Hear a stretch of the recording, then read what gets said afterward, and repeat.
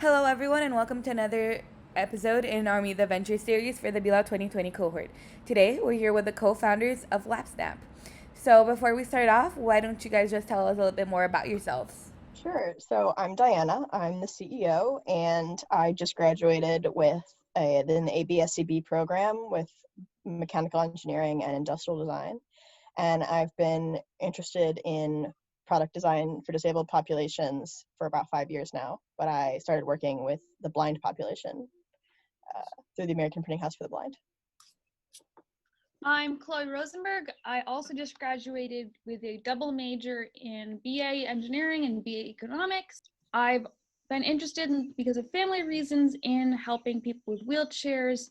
And we all met in a engineering class together that we took our senior year. And I'm Hannah Mintz. I'm the Chief Operating Officer, and I just got my master's in teaching physics and engineering. And so I got to take a class with Chloe and Diana last fall. So in the future, I'll be a science teacher, but this is sort of a really fun project I'm going to get to work on in the summers.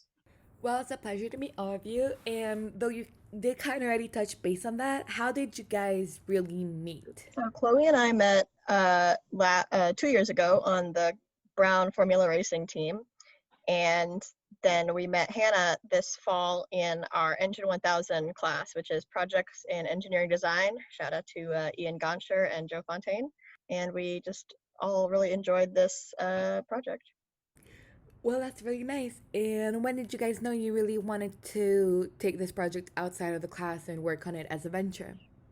We, at some point after we had sort of an initial prototype of our product, we met Diana's professor, Sarah Skeels. I couldn't remember her last name. Sarah Skeels, who is a wheelchair user at a grocery store. And she tested out a handful of our prototypes in the grocery store and was using them. And she was really impressed and happy with kind of our best prototype. And she was expressing to us that this would really solve a lot of her problems. And she doesn't currently go grocery shopping because it's such a difficult experience, but with our product she would, and it would really increase her independence. And so the three of us immediately went to Qdoba and had burrito bowls and agreed to start a company right then and there. And I think we thought of the name that lunch too. Well, if you've done it over burrito bowls, then you know it's official, right? So, anyways, tell me more about your venture, LapSnap. Basically, we wanted to, in this class, make a product that would make it easier for wheelchair users to move around a grocery store and carry lots of small things. Because our first few collaborators in wheelchairs told us that was a major problem they had. So out of that, the LapSnap was born. So it's a collapsible bag that goes on the wheelchair user's lap and attaches with a belt. But the more that we worked on it, the more that we realized that it doesn't just work for grocery shopping. It's also great for moving around the house, doing laundry, going clothes shopping. One person we talked to a user with a bunch of very small dogs, and she said that she wanted to use it to carry around her dogs around the house. So everyone that we talked to seems to have a different idea of what they would use the LapSnap for. Well, it seems like you guys have come up with a pretty versatile product. So why don't you tell me a little bit more about why this problem is so important? When we joined the class, I think Chloe and I knew we wanted to do something in the realm of product design for disabled populations. I had brought in a product that had to do with the blind community that I was working on for another class. And Chloe brought in the idea of luggage for wheelchair users because her brother used to be a wheelchair user. And so this issue is very important to both of us. And then I think Hannah just kind of loved the idea that we came up with once we kind of had pivoted to grocery shopping. Yeah, I think I'll add just it's surprising, like the ADA, the Americans with Disabilities Act, was passed almost 30 years ago. And it's kind of amazing and shocking how many places and things are still inaccessible for wheelchair users. The bag that we ultimately designed is fairly simple. And I mean, we put a lot of like engineering, and it's lovingly designed, but it's a pretty simple idea. And it's shocking that something like it doesn't already exist. But every wheelchair user we talk to says, wow, this would be awesome. Like, I've never seen anything like this before.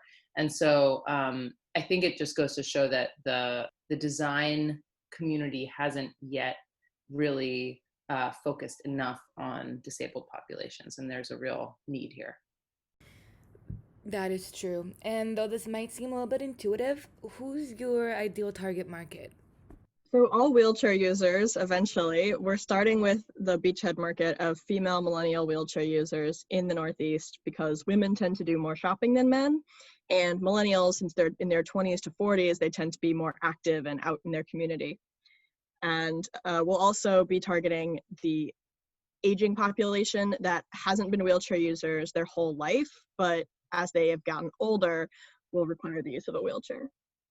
And who or what inspires LapSnap?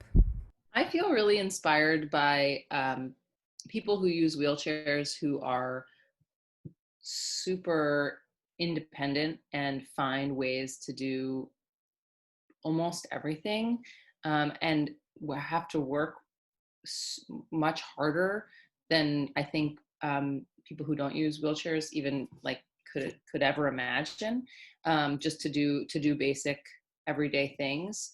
And I feel really inspired by, we've been talking to lots of wheelchair users, doing kind of customer outreach interviews and learning about their experiences.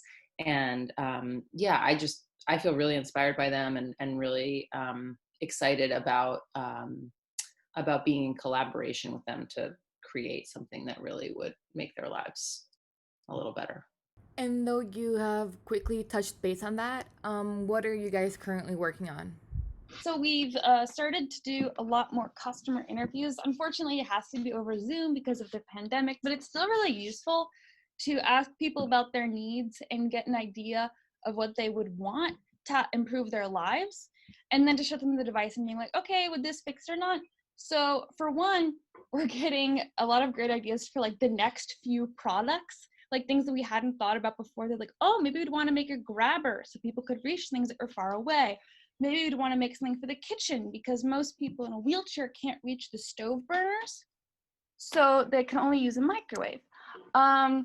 We also are getting feedback from these interviews about basically little changes that we want to make to the design. So for example, currently we have a parachute clip, like on a backpack or on a bike helmet, to attach the belt around your waist. But a couple of people have said, my hands don't have a lot of fine motor capabilities, and this would be really difficult for me. So we're thinking about improving that. We're also thinking about making changes to it to make it machine washable, because that's something that some people have said they would want, but right now it has metal in it that you can't detach. So if you put it in your washing machine, you would definitely break the LapSnap and probably break your washing machine, which is not what we want.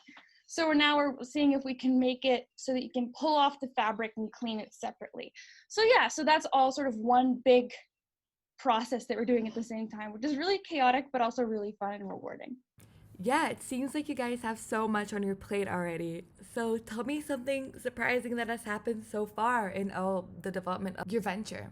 One thing that's been surprising for me, I got into the product design for disabled population space through an already established organization. I worked for the American Brain House for the Blind a couple of years. And so I wasn't expecting some of the initial, skepticism that has come along with our product. A lot of the, whether it's like mentors or just like people in our lives or whatever, or like teachers, people who aren't aware of the problems that people with disabilities face haven't always been,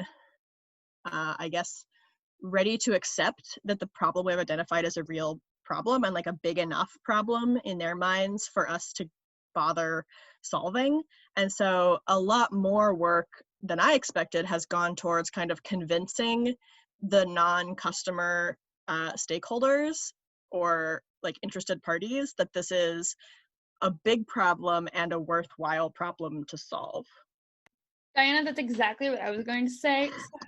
For example, one of the things that we get back from able-bodied people a lot is like, so wait, why do they need to even go to the store? Can't they just order groceries online? Why would they ever want to go grocery shopping? That's something that we hear a lot, but in your daily life, there are a lot of times when you just want to go to the store and get 3 or 4 things, and you don't want to deal with like ordering and then waiting and having to wait at home.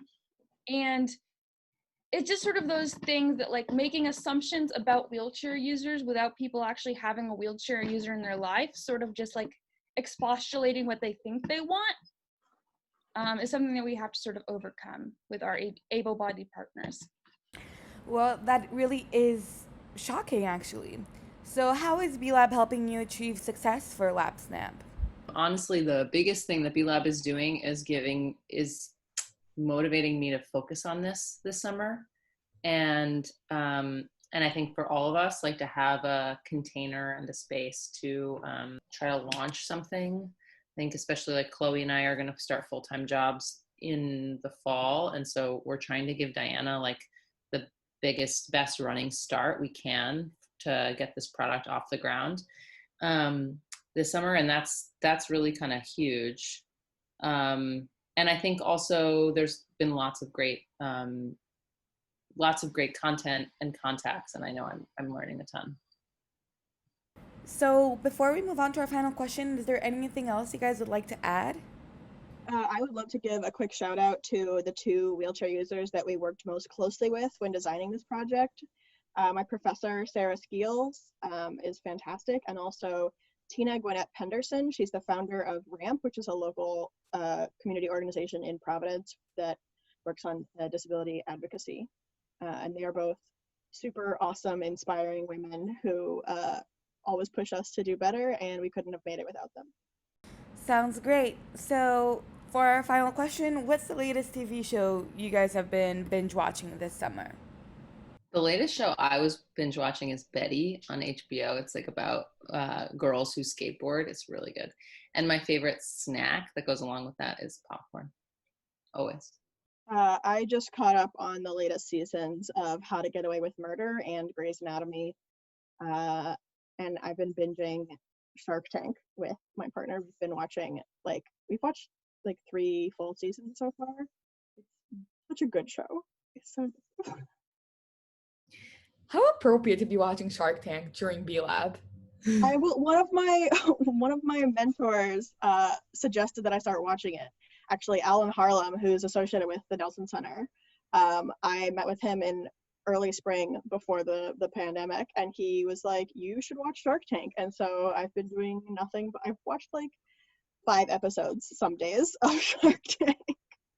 I'm an addict of the RuPaul's Drag Race phenomenon, and right now I'm watching they're on All Stars 5. Shea Coulee for the win, obviously. Well, those all sound like great shows. Thank you again so much for meeting with me, and you have just tuned in to another episode in our Meet the Venture series for the B-Lab 2020 cohort. We'll see you next week.